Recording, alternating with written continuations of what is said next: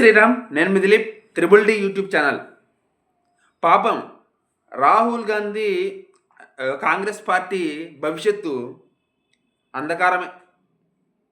నిజంగా బీహార్ రిజల్ట్ తర్వాత ఈ మాట నిజమే అనిపిస్తుంది. ఇంకా భవిష్యత్తులో కూడా రాహుల్ గాంధీ ప్రధానమంత్రి కాలేడు, భవిష్యత్తులో కూడా కాంగ్రెస్ అధికారంలోకి రాలేదు అని మనం ఫిక్స్ అయిపోయే పరిస్థితికి వచ్చింది ఈరోజు. ఇంకా బీజేపీని కేంద్రంలో గద్దెదించేది సాధ్యం కాదు. బీహార్ రిజల్ట్తో అర్థమైపోయింది. ఎందుకు ఇంతలా చెప్తున్నానంటే, రాహుల్ గాంధీ దాదాపు తన జీవితంలో ఏ రోజు చేయలేనంత ఎఫెక్టు ఈరోజు చేశాడు, ఈ ఎలక్షన్స్కి చేశాడు. ఏ రోజు పెట్టనంత ఎఫెక్ట్ పెట్టాడు ఈ ఎలక్షన్స్కి. బట్ ఇంత ఎఫెక్ట్ పెట్టినా సరే, ఇన్ని కుట్రలు చేసినా, ఇంతలా జనంలోకి వెళ్ళినా సరే ఓడిపోయాడంటే ఇంకా రాహుల్ గాంధీ ప్రధానమంత్రిగా పనికొస్తాడా? పనికి రాడు. మరి కాంగ్రెస్ గెలవాలంటే ఎలా?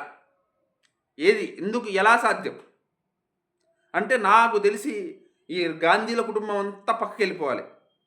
ఒక్కటే దారి, గాంధీల కుటుంబం అంతా పక్కకి వెళ్ళిపోయి కొత్త నాయకత్వం వచ్చి దేశ ప్రేమికులు, భారతదేశ ప్రేమికులు అధ్యక్షులుగా మారి, ప్రధానమంత్రులు అభ్యర్థులుగా మారి, బీజేపీ ఎలాగైతే హిందుత్వం కోసం పోరాడుతుందో అలానే కాంగ్రెస్ కూడా అదే రేంజ్లో హిందుత్వం కోసం ఫైట్ చేసి, హిందుత్వం కోసం నిలబడి, హిందుత్వం కోసం ఉద్యమాలు చేసి, హిందుత్వాన్ని గుండెల్లోకి ఎక్కించుకుంటే, దేశభక్తిని గుండెల్లోకి ఎక్కించుకుంటే అప్పుడు అవకాశాలు ఉంటాయి.